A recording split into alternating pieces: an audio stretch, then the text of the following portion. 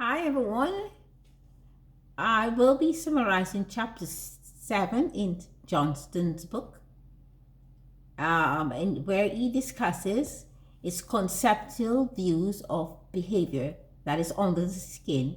He uses Skinner's conceptual arguments and the mentalist view to argue that not all behavior are equal, but stimulus, control, consequences, and reinforcement are critical in the operant behavior conditioning.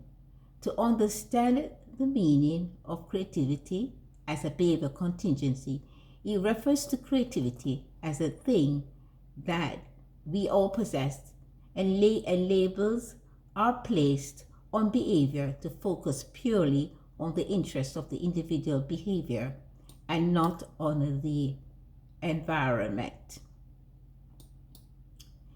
He states that no evidence has supported the claim that creativity is a physical phenomenon.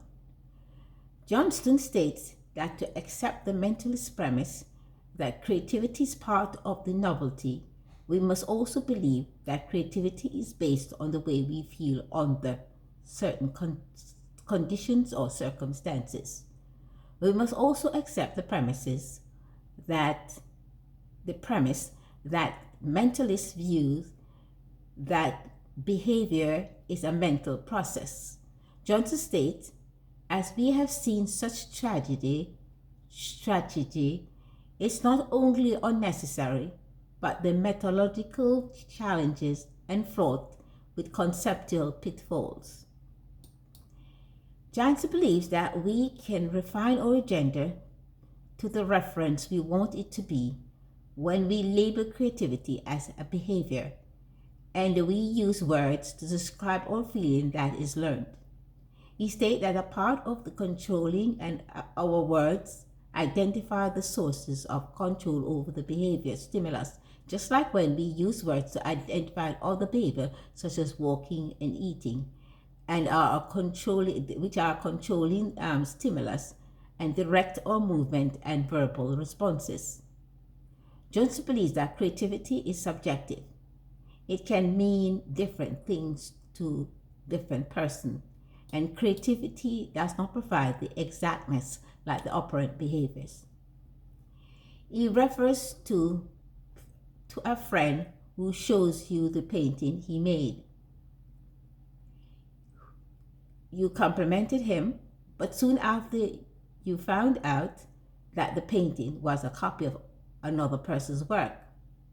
The proper behavior would to retract your compliment, or if the artists are knowledgeable about the creativity, they will bring more refined evolution with the familiarity of histories of painting. They are less likely to incline their labels to your friend's painting as creative. He believes that individuals may use labels of behavior to help individuals when we do not have extensive knowledge in the uncreative behavior or unaware of the creative aspects of behavior.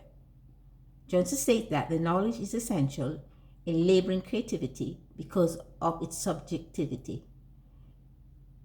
Johnson states that we tend to label behavior when we are not fully aware of the verbal description, or it is not enough to limit verbal language effective use in labeling creativity in everyday conversation. Johnson believes that how we use conversation affect the objectivity of creativity. Johnson states that our conventional verbal practices fail to provide good reason for supporting the creativity that is distinct in human nature. And he believes that operant behavior really does not have a reinforcement.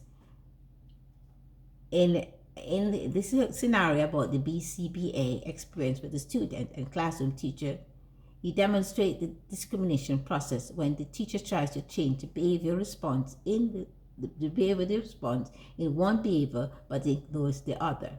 This scenario draws attention to the discrimination process. and plays a central role in experimental behavior process, and it also makes the behavioral response less effective.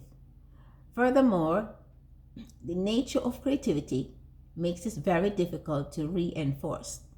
Johnson stated that to reinforce creativity, you would have to reinforce the person, which makes it not only strategically misleading, but technically impossible. Johnson also discusses malice and afterthought. A person convicted of a crime in a criminal case, the prosecutor will look for the intent of the crime. He mentioned that the intent is not a physical phenomenon, but a cultural one. He believes to base your facts on purely mental process. Johnson points out that the challenge to ambiguity, intent of behavior, and he believes the way to avoid intent is to focus on the root of the deed.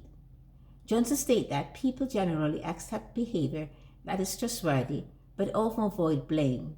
He described a person a little bashful when he receives a reward. He also described these behaviors that are socially. He believes that he described these behavior as social reinforcers. He also believed that the environment that is responsible for the response and not the person.